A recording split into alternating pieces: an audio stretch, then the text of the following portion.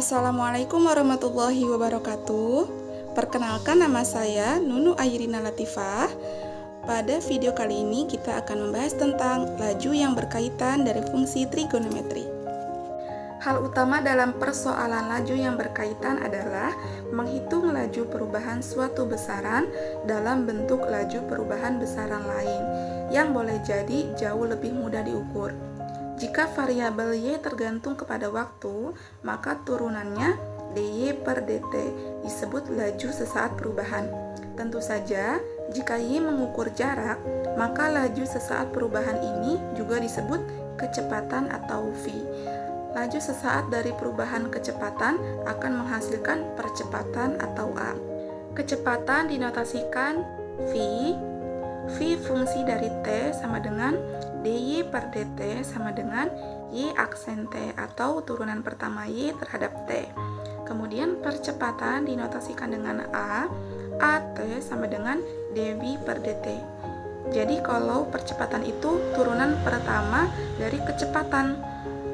Karena kecepatan itu vt, maka turunan pertamanya v aksen t sama dengan d kuadrat y per dt kuadrat sama dengan y double aksen t atau turunan kedua y.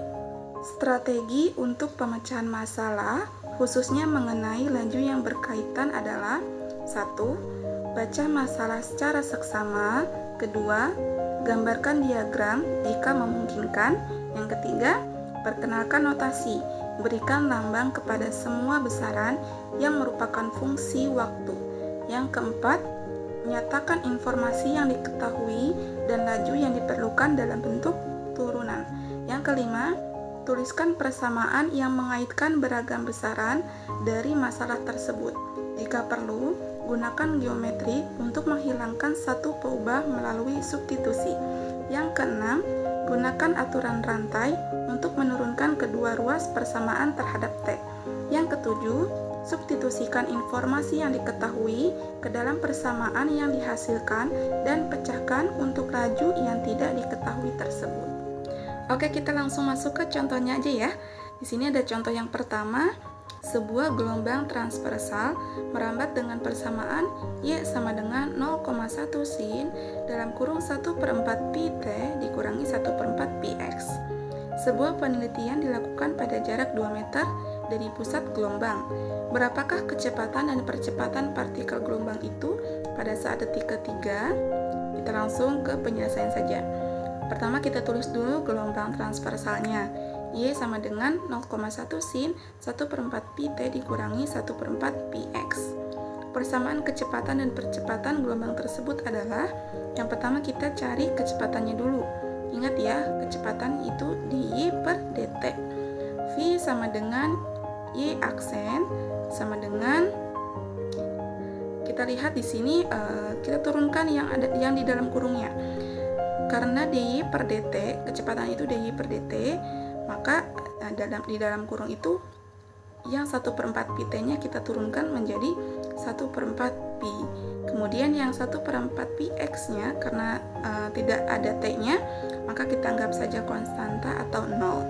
Jadi kita hanya tulis 1/4 pi tutup kurung 0,1-nya tetap, kemudian turunan dari sin yaitu cos dalam kurung kita tulis kembali yaitu 1/4 pi t dikurangi 1/4 pi x sama dengan 1/4 pi nya kita kali dengan 0,1 hasilnya 0,025 pi cos dalam kurung 1/4 pi t dikurangi 1/4 pi x. Nah, itu adalah kecepatannya.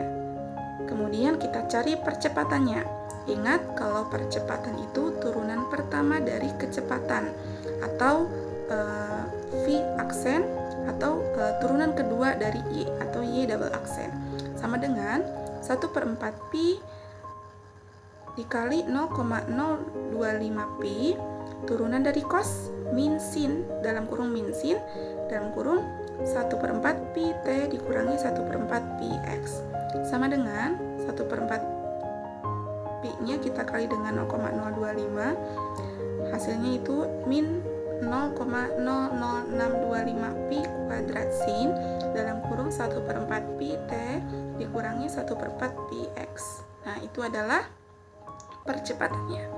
Kemudian tadi yang diketahui pada saat T sama dengan 3 detik ya. Tadi pertanyaan itu kecepatan dan percepatan partikel gelombang pada saat detik ketiga. Itu berarti T-nya sama dengan 3 detik.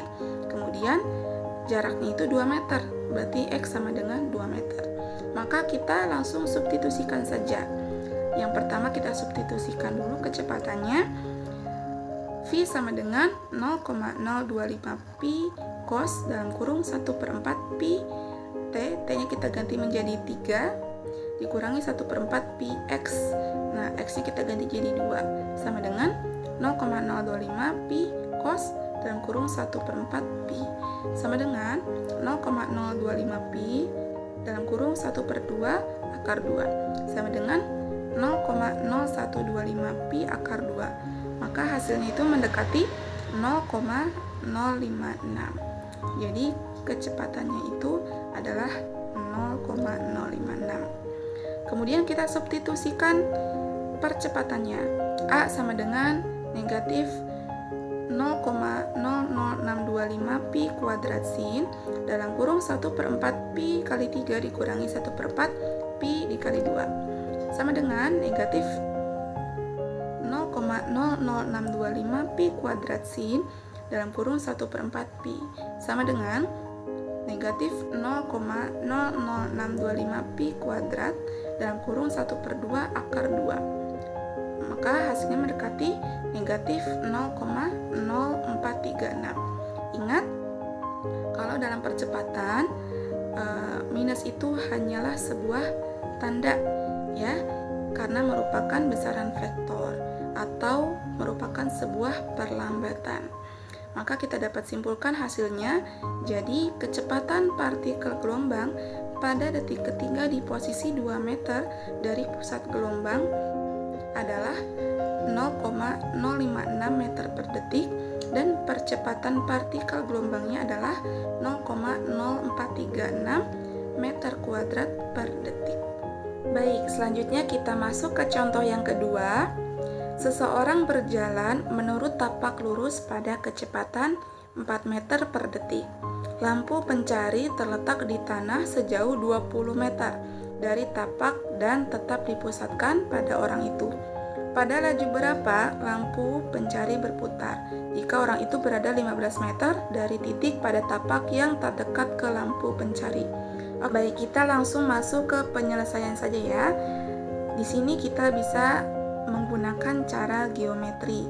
Pertama kita gambarkan dulu seperti yang ada di sana. Kita lukiskan seperti gambar di atas dan misalkan X adalah jarak dari titik pada tapak yang terdekat ke lampu pencari ke orang tersebut. Kita misalkan theta adalah sudut antara sinar lampu pencari dari garis tegak lurus pada tapak. Diketahui bahwa dx per dt sama dengan 4 meter per detik dan diminta mencari d theta per dt pada saat x sama dengan 15. Persamaan yang mengaitkan x dan theta dapat dituliskan berdasarkan gambar. Nah, di sana kita bisa lihat di gambar ada gambar seperti segitiga siku-siku. Maka kita lihat ada siku-siku dan ada theta. Berarti depan per samping dalam fungsi trigonometri. Depan per samping itu apa? Itu tangen. Maka kita bisa tuliskan tangen theta sama dengan x per 20 atau x sama dengan 20 tangen theta. Dengan menurunkan masing-masing ruas terhadap T, diperoleh dx per dt sama dengan turunan dari tangen theta ya. Jadi 20 sekan kuadrat theta d theta per dt.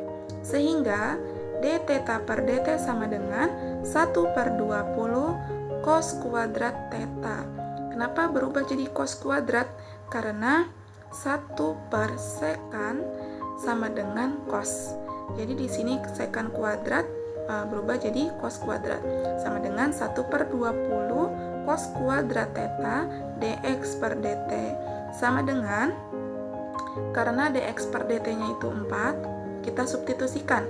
Jadi 1/20 cos kuadrat theta dikali 4 sama dengan 1/5 cos kuadrat theta. Pada saat X sama dengan 15, panjang sinarnya berapa? Di sini kita bisa menggunakan rumus Pythagoras.